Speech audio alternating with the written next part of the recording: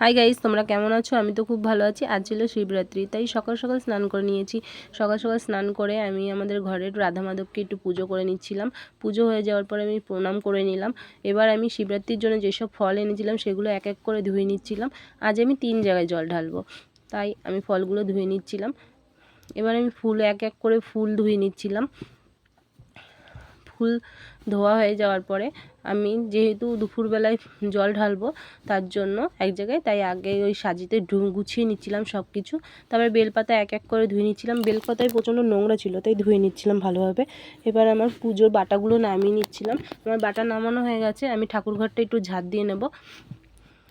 আমার ঠাকুরঘর ঝাঁট দেওয়া হয়ে গেছে।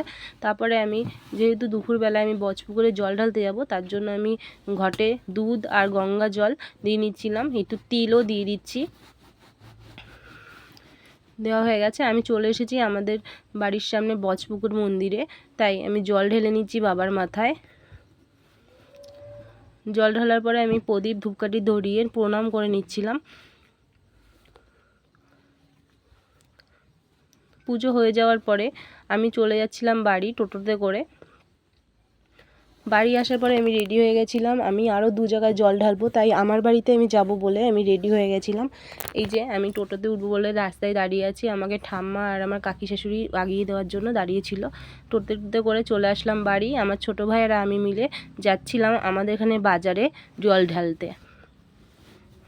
তো এখানে এসে দেখছিলাম মন্দিরটা খোলাই ছিল না, তারপরে একজন এসে খুলে দিল।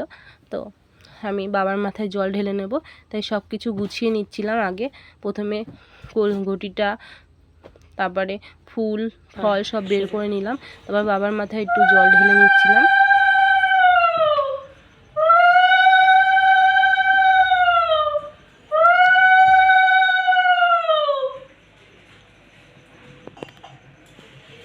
আমার জল ঢালা হয়ে গেছিলো, তাই আমি আকন্দ ফুলের মালা বাবাকে পরিয়ে দিচ্ছিলাম। তারপরে আমি বেলপাতা ফুল দিয়ে বাবাকে সাজিয়ে দিচ্ছিলাম। এক এক করে বেলপাতা দিচ্ছিলাম বাবার মাথায়। এবার ফুল দিয়ে সাজিয়ে দেবো বাবাকে।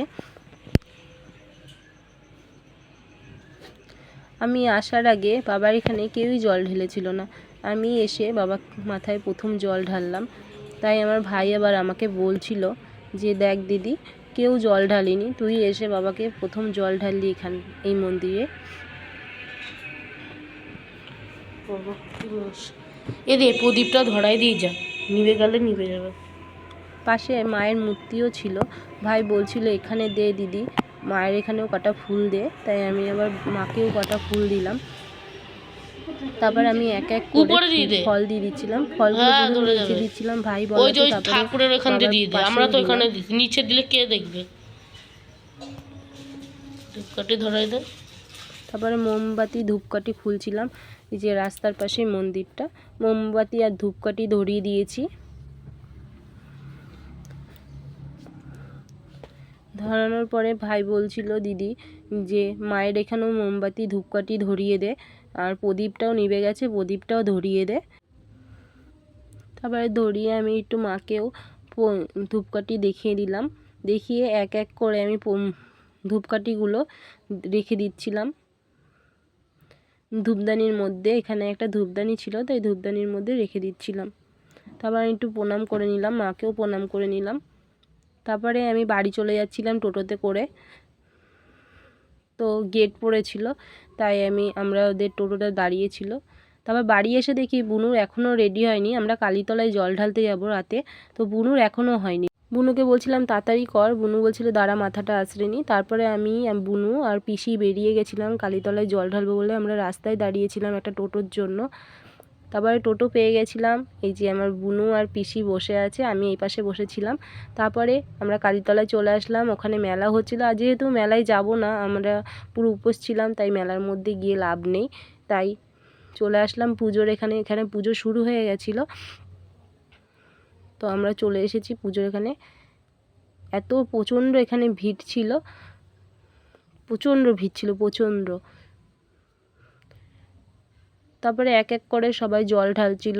আমরাও লাইনে দাঁড়িয়েছিলাম জল ঢালবো বলে। এতটা ভিড় ছিল যে জল ঢালার সময় কোনো ভিডিওই করতে পারিনি।